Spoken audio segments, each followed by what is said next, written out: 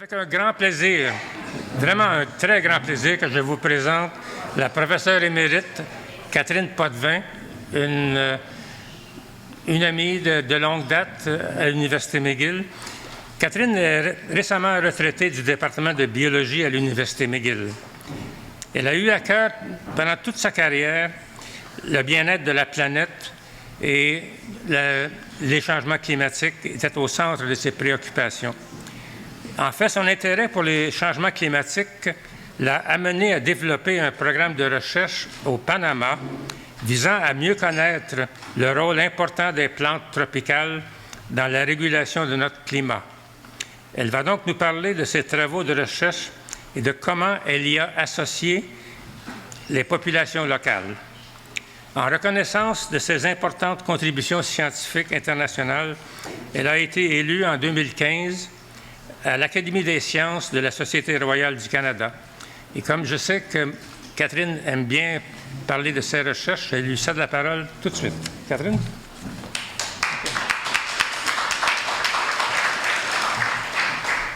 Merci Jacques pour la belle invitation. En fait, je ne parlerai pas vraiment beaucoup de mes recherches parce que le thème de la conférence, c'est le bien-être de la planète ou le bien-être de la planète et des gens qu'il y a sur la planète. Alors, Jacques m'avait averti que les gens étaient très bavards dans cette conférence et que tout le monde aimait opiner. C'est normal, on est tous des profs d'université, donc on aime ça parler. Alors, je vais plutôt échanger avec vous des idées qui ont émergé pour moi au cours de ma recherche. Donc, les réflexions qui ont nourri ou qui nourrissent encore mes préoccupations. Je vais parler évidemment de changement climatique. Puis là, j'ai vu Lawrence qui est dans la salle. Alors, je vais dire, si quelqu'un doute des changements climatiques, il y a quelqu'un bien plus compétent que moi ici qui peut répondre à vos questions. Donc, je vais parler de changement climatique, mais aussi d'équité, en particulier par rapport aux peuples autochtones, puisque les peuples autochtones au Panama et au Canada ont été parmi mes plus grands partenaires de recherche. Alors, d'où je viens un peu, j'ai fait un doctorat aux États-Unis à Duke University en botanique, en écophysiologie, donc je mesurais la photosynthèse des plantes. J'étais donc à l'époque une vraie scientifique sérieuse qui avait des mesures objectives, mais au fil des années, j'ai évolué vers toutes sortes de choses qui, à défaut d'être aussi sérieux, entre guillemets, sont peut-être plus importants pour cette planète que vous célébrez pendant la conférence. Alors, je me suis beaucoup impliquée dans la conservation des forêts tropicales et j'ai eu la chance inouïe d'être choisie comme négociatrice à la Convention cadre des changements climatiques par le Panama. C'est un rôle que j'ai porté avec beaucoup d'intérêt pendant 7 ans.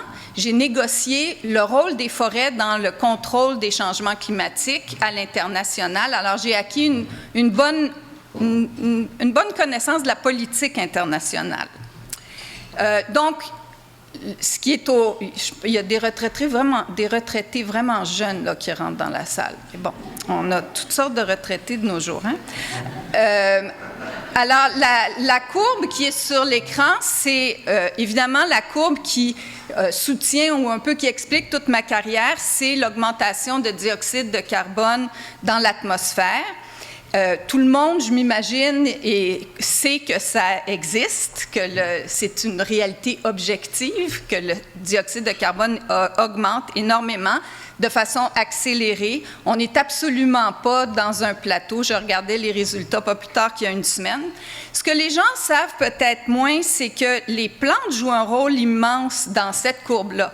Quand on regarde les oscillations, toutes les petites courbes, ça monte, ça descend chaque année, c'est l'impact des forêts de l'Amérique du Nord sur l'atmosphère de la planète. Donc, quand nos forêts ont des feuilles, les arbres captent le dioxyde de carbone, puis à l'hiver, quand les feuilles tombent, l'atmosphère reprend plus de dioxyde de carbone. Donc, il y a une dynamique complète et constante entre la concentration de dioxyde de carbone dans l'atmosphère et la végétation terrestre, ce qui est au cœur de ma recherche. Quand on est une biologiste qui travaillons sur les changements climatiques, on comprend où on analyse deux facettes de cette relation plante-atmosphère, les stocks de carbone. Donc, le carbone emmagasiné dans la végétation. Un arbre, la moitié de son poids, c'est du carbone, plus ou moins. Okay? Donc, les stocks de carbone, c'est l'arbre, mais c'est aussi ce qu'il y a dans le sol, parce que les plantes réussissent à faire la photosynthèse, prennent le dioxyde de carbone dans l'atmosphère, mais l'emmagasinent aussi dans le sol. Donc, les plus grands stocks de carbone sur la planète sont les stocks terrestres à travers le rôle en particulier des forêts. Puis, il y a aussi des flux, c'est-à-dire que les plantes meurent, les plantes respirent, donc les plantes émettent aussi du dioxyde de carbone dans l'atmosphère et les humains s'en mêlent. Donc, quand on déboise, quand on coupe les forêts, on émet aussi du gaz carbonique dans l'atmosphère. Donc, les plantes, c'est des grands réservoirs de carbone et c'est à la fois des capteurs de carbone et des émetteurs de carbone. Et nous, c'est ce qu'on essaie de comprendre, c'est comment avoir une planète optimale dans le rôle des plantes sur l'atmosphère. Je vais vous donner un exemple pour que vous compreniez la magnitude de cette relation-là qu'il y a entre plantes et atmosphère. Ce graphique-là vous montre trois choses. En vert, c'est les émissions captées par la forêt de l'Amazonie dans chaque pays de l'Amazonie entre 1980 et 2010. Okay? Donc, les forêts qui captent du dioxyde de carbone. En rouge, c'est l'émission d'utilisation des terres. On coupe la forêt, on brûle la forêt, donc il y a de l'émission, c'est en rouge. Et en noir, c'est les émissions anthropogéniques d'utilisation des combustibles fossiles, donc les voitures, l'industrie, toutes ces choses-là. Et ce qui est intéressant dans ce graphique-là, et c'est très, très bon article qui n'est pas de moi, c'est que les forêts de l'Amazonie, de 80 à 2010, ont complètement annulé l'ensemble des émissions anthropiques, que ce soit les changements d'utilisation des sols ou l'utilisation des combustibles. C'est pour vous dire que les forêts, ce n'est pas négligeable. Par contre, depuis 2010, les forêts ont perdu la partie et actuellement, elles ne sont plus capables de compenser l'ensemble des émissions anthropogéniques. On en parlait d'ailleurs, j'avais déjà donné ma conférence à Jacques, c'est pas ma faute, c'est lui. Dans les journaux, il y a 2 jours, il y avait des nouveaux articles sur le déboisement dans l'Amazonie. Celui-ci, je pense que c'est 2021.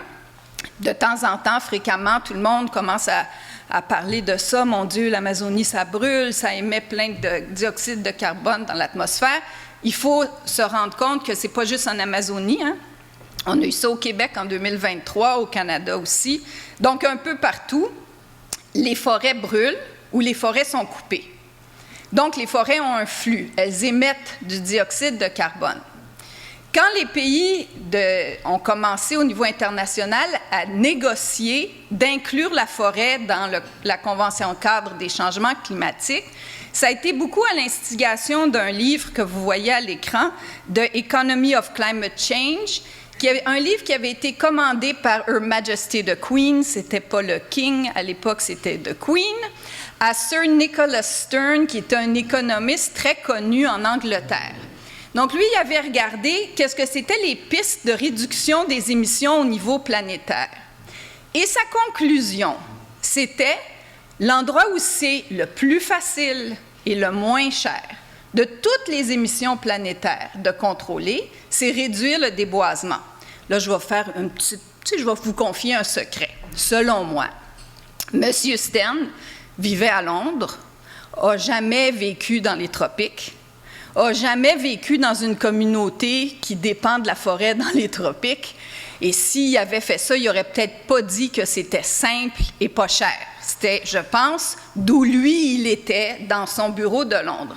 Mais cependant, ce livre-là, ça a suscité tout un engouement internationalement pour essayer de mettre sur pied des mécanismes pour limiter le déboisement. Et ça a été une mouvance dans laquelle beaucoup de ma recherche s'est inscrite.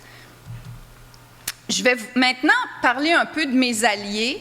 Et je vais vous amener avec cette photo-là au Panama. Souvent, les gens me disent, mais pourquoi es-tu parti au Panama? Puis il y a deux explications. Au Panama, il y a un très grand institut de recherche international qui s'appelle le Smithsonian Tropical Research Institute. Vous savez peut-être que notre voisin du Sud a écrit un décret il n'y a pas longtemps contre le Smithsonian pour limiter les mensonges qui sont répandus par le Smithsonian. Alors, c'est l'institution cette institution très mensongère avec laquelle je travaille au Panama. Donc, un formidable institut de recherche qui est sans doute le plus important qu'on a partout au monde. Donc, une mecque pour la recherche tropicale. Et puis, l'autre raison qui m'a amenée au Panama, c'est que moi, je travaille sur le lien entre les plantes et les changements climatiques. Et mon père, quand j'étais jeune, avait planté des pins. Au bout d'à peu près 20 ans, les pins étaient peut-être 2 mètres de hauteur. Mais évidemment, si on plante des arbres dans les tropiques, c'est beaucoup plus rapide. Donc, si on cherche à stocker du carbone, à travailler dans le lien carbone-atmosphère, tout va plus vite dans les tropiques. Donc, on apprend beaucoup plus rapidement. Alors, c'était motivant. Ce que je ne savais pas a priori, c'était à quel point ma recherche allait devenir intimement liée avec le sort des populations autochtones. Alors, je vais essayer de vous expliquer avec une image en premier pourquoi c'est arrivé. Alors, vous voyez ici en vert plus foncé, c'est la forêt du Panama, la forêt intacte. Et les lignes bleues représentent les territoires autochtones légalement concédés par le Panama. Un petit aparté qui va devenir important pour la fin de ma conférence. Au Panama, 30% du territoire, ce sont des droits autochtones légalement reconnus. C'est pas mal pour un si petit pays que ça. Alors, je vais vous montrer 3 images, un travail fait par un de mes étudiants de doctorat. Ils vont être tous cités ici avec une photo dans mes diapos. 3 images qui vont vous montrer comment la forêt du Panama a changé dans le temps. Les images, ce que les images représentent a continué plus tard. Et concentrez-vous un petit peu dans cette partie-là du pays où on a des zones de forêt qui sont hors des territoires autochtones et des zones de forêt dans les territoires autochtones. Donc, 1992, 2000, 2008. C'est très, très clair quand on regarde cette carte-là, que les endroits au Panama où la forêt est protégée, ce sont dans les territoires autochtones. On a fait des analyses statistiques spatiales pour le démontrer. L'image vous le montre avec, d'une autre façon, on dit une image vaut 1000 mots. Le rôle de protection des Autochtones pour la forêt tropicale, je vous l'ai montré de façon anecdotique au Panama. Un autre de mes étudiants de doctorat a regardé ça dans le Petén du Guatemala, au Panama et dans tous les pays de l'Amazonie. Et ce qu'on voit, c'est que les peuples autochtones, dans leur territoire, conservent la forêt aussi bien que les parcs nationaux. Et quand il y a des peuples autochtones dans un parc national, ça, c'est comme la Cadillac de la protection. C'est là où les forêts sont dans le meilleur état. Donc, quand on travaille sur la forêt dans un contexte de changement climatique, pour moi, c'est devenu évident que mes principaux alliés de travail, c'était les peuples autochtones. Donc, mon laboratoire a développé une façon très différente de ce que j'avais appris de travailler, qui est le Participatory Action Research.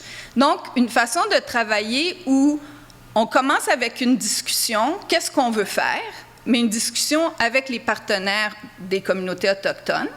On détermine une première action, on la fait, on l'analyse ensemble, puis ensuite, on continue. Donc, on ne sait jamais vraiment ce qu'on va faire, parce que ce qu'on va faire va dépendre beaucoup de la rétroalimentation qu'on obtient des gens avec lesquels on travaille. Moi, j'ai été formée en écophysiologie végétale. Alors, ça a été tout un apprentissage de faire ça. Et l'homme qui est ici, dans cette photo-là, Bonaerges Pacheco, qui était le chef de la première communauté où j'ai travaillé longuement, ça a vraiment été mon professeur à moi. Donc, je ne montre pas mon directeur de doctorat, mais plutôt mon professeur de Participatory Action Research.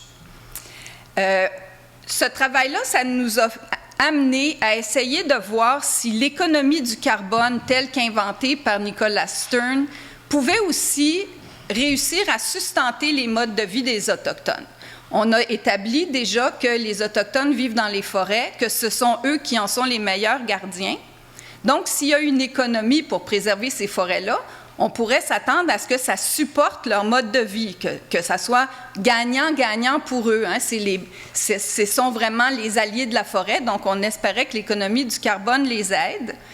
Alors, on a travaillé avec, encore une fois, le Smithsonian Tropical Research Institute, puis ils ont accepté de mettre sur pied un programme pour neutraliser une partie de leurs émissions avec un mélange de reboisement puis de conservation.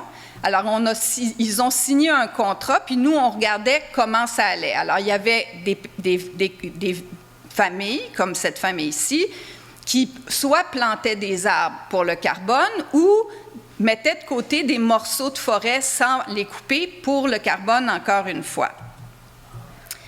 Ce qu'on a compris à travers une dizaine d'années de suivi de ce projet-là, c'est qu'il y avait vraiment des visions très, très différentes entre les visions de Smithsonian puis McGill, parce que McGill a embarqué, puis à McGill, on a aussi planté des arbres dans ces communautés-là pour neutraliser une partie des émissions de l'université, que les visions étaient très différentes. Les institutions ou la vision occidentale, si on veut planter du carbone parce qu'on a un problème, parce qu'on utilise des combustibles fossiles, puis on veut les neutraliser. Donc, on essaie de se nettoyer la conscience en plantant des arbres.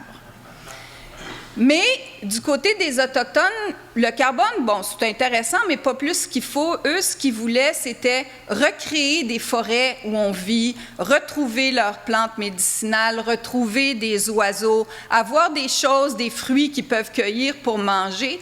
Et donc, il y avait une distorsion complète entre les objectifs de l'un et des autres. Et il y a un penseur Mi'kmaq très intéressant, Albert Marshall, qui a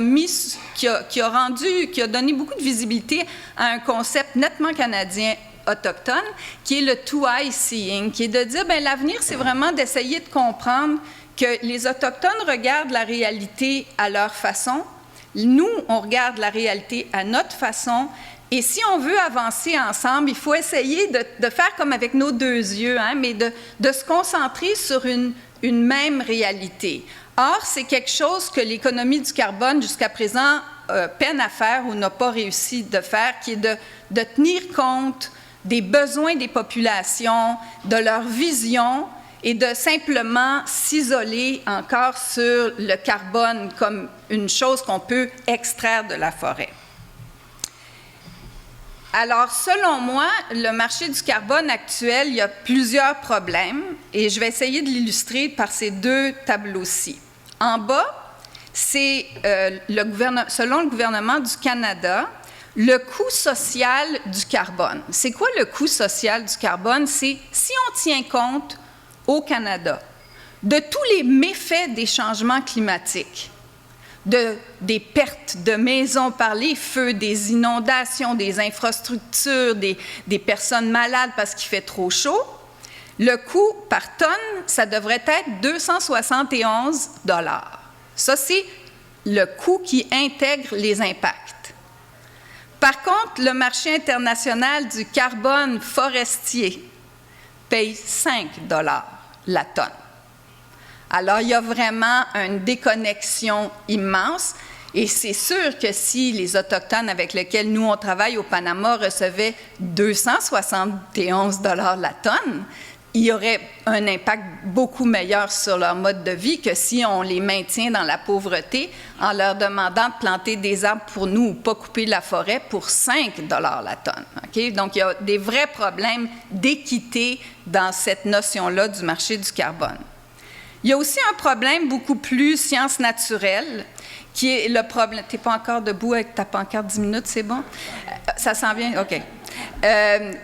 Il y a un autre problème qui est plus d'un niveau de science, hein, qui est la notion d'un point de bascule, tipping point en anglais. Nous, les scientifiques, on pense qu'il y a des événements dans les écosystèmes ou dans le monde naturel qui vont arriver avec le réchauffement et qui vont émettre tellement de dioxyde de carbone qu'on va complètement perdre le contrôle sur le système planétaire. Donc, quand vous nous entendez toujours être alarmiste, c'est parce qu'on sent que ça s'en vient de plus en plus. Parmi les points de bascule, il y a la sécheresse en Amazonie, et j'ai commencé en vous montrant des données qui disent jusqu'en 2010, la forêt était capable de nettoyer ce que les humains faisaient, mais ce n'est plus le cas. Donc, c'est déjà commencé. La forêt de l'Amazonie, elle a déjà perdu son rôle de puits de carbone. Ensuite, c'est la forêt tempérée qui va commencer à dépérir, et on l'a très bien vu ici avec les feux de forêt un peu partout au Canada.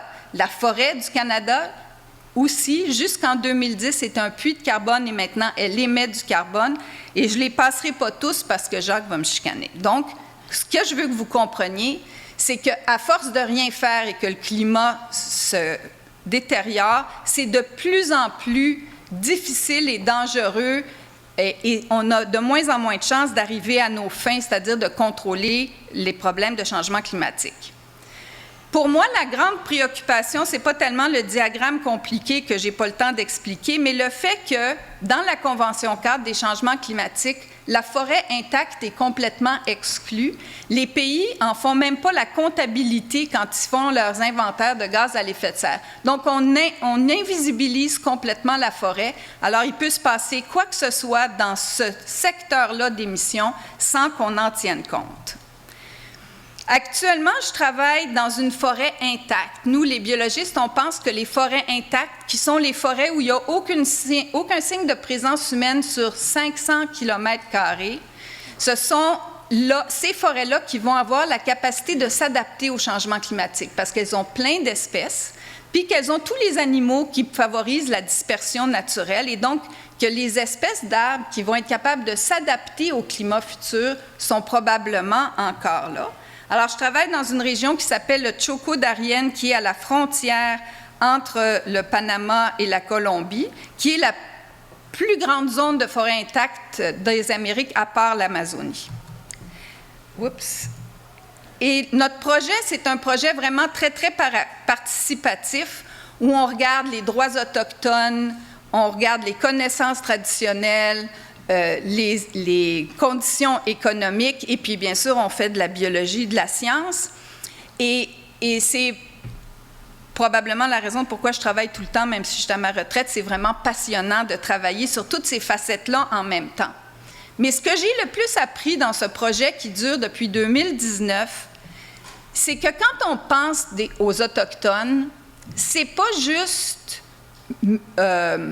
mieux avec eux, c'est impossible sans eux. Moi, l'endroit où je travaille est très dangereux. On est obligé au début d'aller là, tout plein de policiers armés jusqu'aux dents parce qu'on est dans le cœur du trafic de la drogue des Amériques.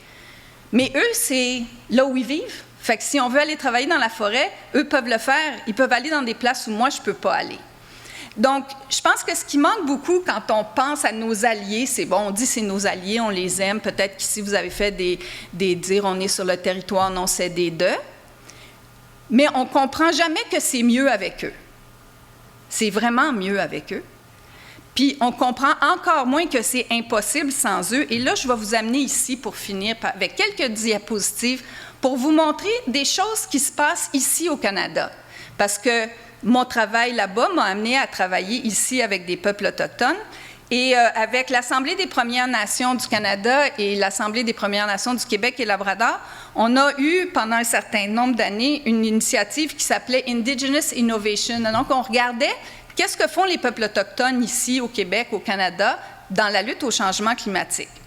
Une des choses qui m'a frappée, c'est qu'on a accumulé une grande base de données sur les actions autochtones en matière d'environnement, changement climatique.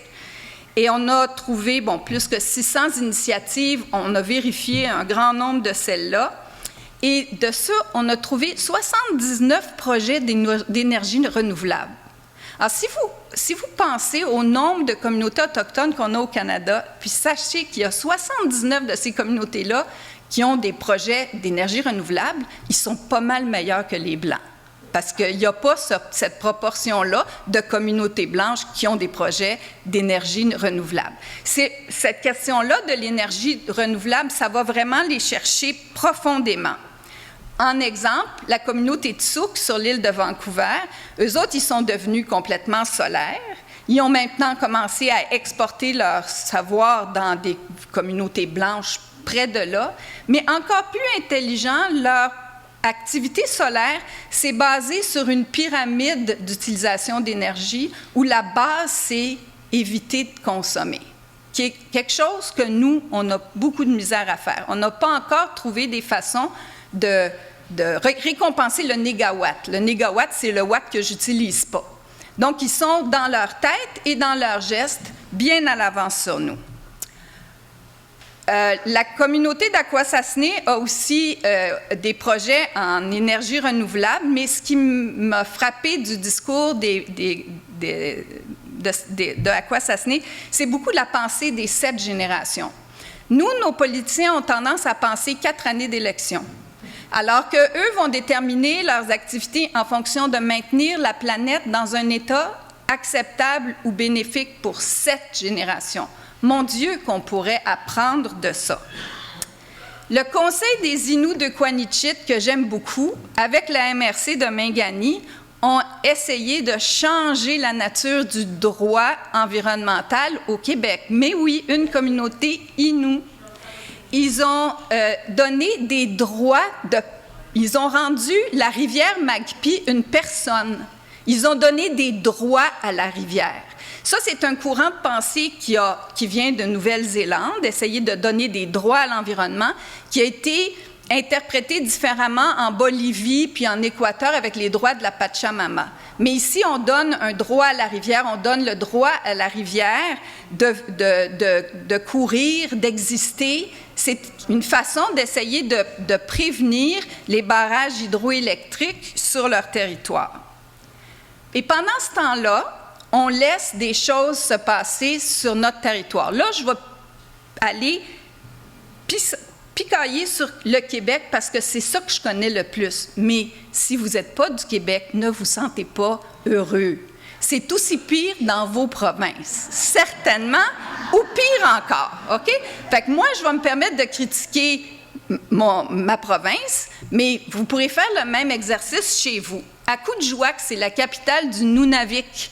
C'est le nord québécois, c'est les Inuits qui vivent là. Il n'y a pas de scan à l'hôpital. Je le sais, mon fils travaille là. Fait qu'à chaque fois qu'il y a quelqu'un qui est malade, on l'envoie en avion à Montréal. Ça n'a pas de sens. Ça ne coûte pas cher, un scan. Beaucoup moins cher que la somme de tous les vols d'avion pour envoyer ces gens-là à l'hôpital à Montréal. Puis on s'en fout, on ne fait rien. À Kitchisakik, ça c'est dans la réserve faunique de la Vérandrie ici, bien, il n'y a pas d'eau potable, il n'y a pas de service d'eau usée, et il n'y a pas d'électricité, et on est en 2025.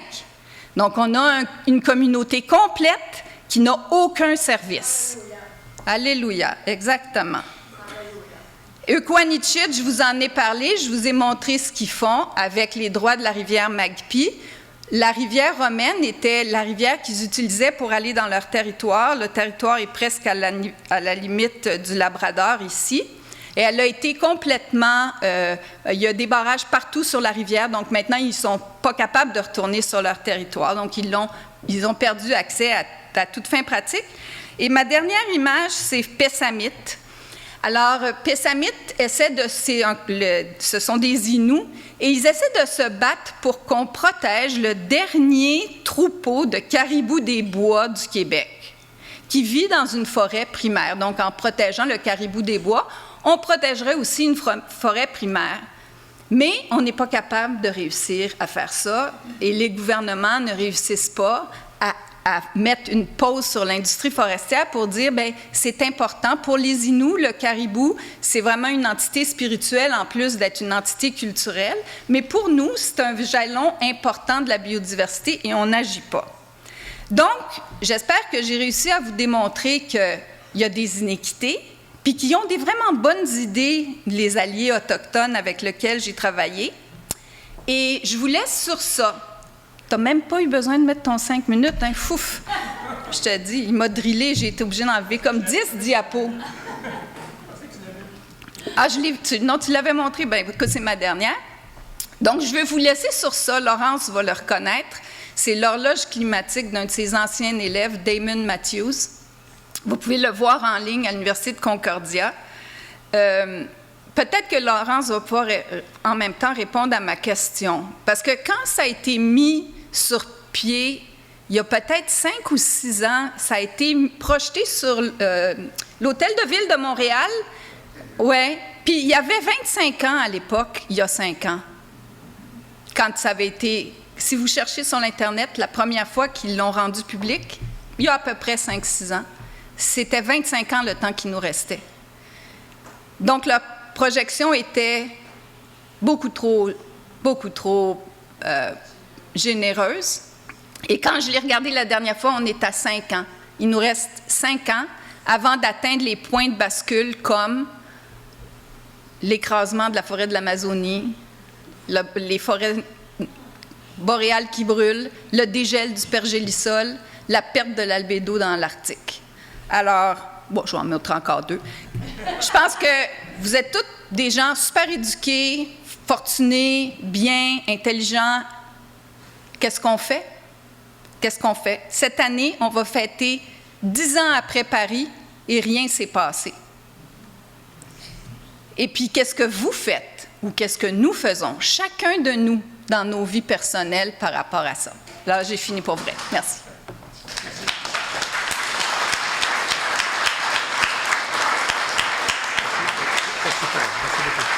Je veux juste vous dire, si je vous regarde presque tous, il y en a peut-être 2 qui sortent de ça, mais une des affaires, c'est avoir moins d'enfants, mais je pense que c'est trop tard pour nous, celle-là, dans la diapo qui est à l'écran.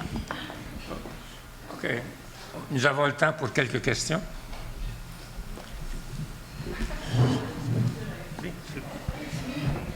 It's me again. I apologize.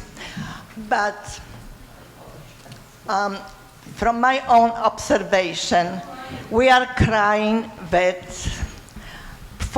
tropical forest is disappearing. We burn during the COVID 20 million hectares in Canada. Am I correct and am I exaggerating? There was a fire in Portugal during COVID. What government did immediately, they introduced law that if someone drop not extinguished cigarette or any garbage, they employ army of private, I don't know how to say, policemen. They are not wearing official uniform, but they have some kind of ID. You drop the garbage, not extinguished cigarette, you pay big ticket. In Germany, many years ago, I don't even remember when, German government passed the law, if you see someone on the road, on the highway, lowering the window and dropping cigarette, what you have to do as a citizen, you just make a note about their driving license and you report this, and there will be no excuse. The owner of this car will pay big money in tickets. And I am astonished that we cry what happened around the world, that climate change, and we don't have any provincial, federal, or municipal law protect our country, because one of the causes of fire is human negligence. It can be not extinguished cigarette, garbage, not extinguished properly, fireplace, and on and on. This is my question. Why we cry because something happened outside our country and we are not in position to stand up and speak up. We need law and discipline. Yes. Canadian citizen discipline. Thank you. No more Yes, I agree with you. I think it's really important to look at home. That's why I wanted to not just talk about what's happening in the tropics, but also what's happening in Canada. I think it's important to mind the things we have in our own country before we say something about other countries. Now, the big fires that are taking place in Canada and in Quebec, they're largely unlikely to be caused by human. They're lightning because they are taking part, or they're in very northern location where there's no one living. So we have a different situation, say, than Portugal or California, where humans live much closer to the forest. Here we have very large extent of forests that are far away. So I agree, though. It's important the government try to mind that. Please, go ahead. Bonjour, Michel Tousignan d'APR-UQAM. Il y a quelque chose moi, je ne suis pas un expert des forêts, mais je suis allé dans les forêts. J'ai fait des courts séjours dans les forêts de l'Amazonie. J'y étais il y a 2 mois. Et ce que je m'aperçois en Amérique du Sud, où je connais un peu plus la situation à la base, c'est que si on disait aux gens, jetez pas votre cigarette par terre, ils se mettraient à rire, même les écologistes, parce que ce qui, en fait, vous devez le connaître aussi bien que moi, ce sont les mafias qui ont la maîtrise des forêts. Il y a des hauts niveaux de corruption, surtout en Amazonie. Et j'imagine qu'ils ont la maîtrise sur la politique. Ils ont des petites armées pour se défendre. Ils tuent des indigènes. Donc, les indigènes ont très peur de s'organiser. Et j'ai l'impression aussi qu'ils corrompent les personnes politiques, surtout les députés locaux. Et ça, c'est en gros, je pense qu'on pourrait parler des industries forestières ici, mais ça, je ne connais pas la situation du Canada de ce point de vue-là. Mais il faut penser avec les forces qui maintiennent et qui empirent la situation, sont en action et vont être très difficiles à contrôler dans les 5 prochaines années. Oui, effectivement, dans la forêt tropicale, il y a un vrai problème de crime organisé.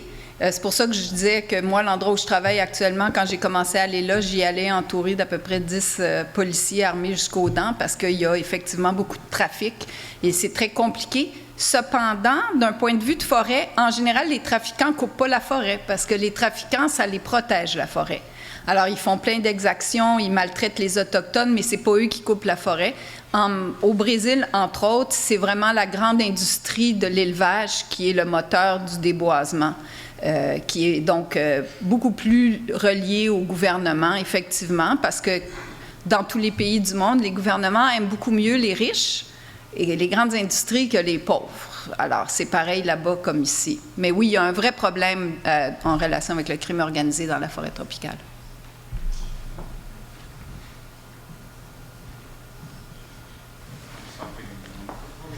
Peut-être en attendant la question suivante, je pourrais faire une remarque sur ce que tu as observé, le fait que ce que Damon Matthews projetait était optimiste. C'est cohérent avec le fait que les changements climatiques que l'on observe sont semblables au pire scénario que les simulations climatiques produisent. Alors, en général, les simulations climatiques ont tendance à être un petit peu conservatrices, un peu comme les scientifiques eux-mêmes, je pense. On sous-estime un peu le problème, de sorte que la réalité nous joue des tours par rapport, si on croit, à la moyenne des simulations. La réalité est pire un peu. Nous avons une question qui nous vient de l'Internet. Alors, si yes, we have a question from a virtual attendee. Jim Byrne from Lethbridge. He's saying, thank you, Catherine. You and I worked together on decarbonizing the Canadian electrical grid. Perhaps this new Liberal government would support pushing that work to be completed very soon now. Your thoughts? Yes. Yes, indeed. We've been working in actually, before the 2015 election, a group of Canadian scholars, we were 80 people all across the country, all fields, and we wrote a climate action plan for Canada, trying to push. It was in the election of Justin Trudeau against Harper. And we were quite concerned of the election of a conservative government back then. And one of the ideas that was floated around in the kind of second iteration of our work was one way forward would be to electrify Canada east to west, because if you look at the country, you always have a hydro province near a non-hydro province. So we could share decarbonized energy. And so yes, one good thing maybe about this new government is, in the context of our southern neighbor, would be to try and push that, because in looking at the entire country, that would be highly beneficial. We could, just, really, every province could take advantage of that, and so would the emissions of the country. So thanks, Jim.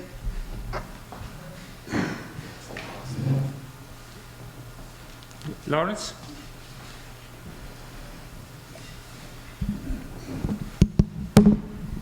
Thank you very much, Catherine. I've heard you speak before about your work, and congratulations. It's great stuff. I'm wondering, do you know John Small from Queen's University? Now, he's a biologist like yourself by background, and he's a limnologist. He studied the lakes. And what he has been doing is taking the mud, taking cores of mud, and looking at the changes there. And what he's very much concerned about, and I'd like to hear your opinion on whether the Great Boreal Forest is going to become more of a carbon source rather than a sink in the longer term. Oh, yes, of course. It's already that. Like in 2013 in Quebec, we calculated, and that year the Boreal Forest of Quebec produced more emissions than the sum of all anthropogenic emissions of Quebec. So it's already happening, yes. And that's why we keep saying this 5 years, this tipping point is lurking on us. And if we let that happen, all those stores will be emitted, and we can't do anything. If there's so much carbon stored in the biosphere, if we let that be emitted in the atmosphere, there's no technology, nothing we can do to get that out. So that's what's a typical. I know it's not very exciting, but that's why I have a question for you.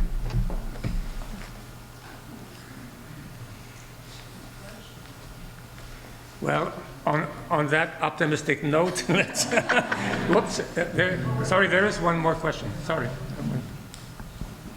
I have a short question. What about carbon capture? Could it not be really this? Could not carbon capture be our savior? Yes, there are. It's interesting. Last week I was giving a talk at the Sommet de la Finance Durable, and the finance people are super excited with carbon capture and storage, and so is the Canadian government. They really think we can keep pumping carbon, oil out of the Alberta, and that will just pump that. There's two major problems with that. So one problem is carbon capture and storage will never resolve your car or anybody's car, because you cannot capture at the pipe. So you can clean the production of oil with carbon capture and storage, but the product is dirty, and the product emits carbon dioxide, and there's no cure for that. Okay, so it's just a partial, it's a partial solution. The second is the technology is not there yet to be deployed. And in this Sommet de la Finance Durable, I was with a very good person, that's, as a company, they're taking the air and taking carbon dioxide in the air, and then they're putting that in a solid form in the soil. And when asked for deployment, he said 50 years. Well, that's 10 times more years than we have ahead of us. So it's too late for that at a big scale. So I think it's a part of the solution. I think we could use that. We could certainly use carbon capture and storage for non-oil extractive industries. Cement, Once you produce your cement, the cement stays inert for 100 years. Okay, that's not bad. So it could help for some industries, definitely, but it's not going to be enough at all. Sorry. All right. We're a little bit over our time, so let's thank Catherine. And before you go, that's really good. Thank you.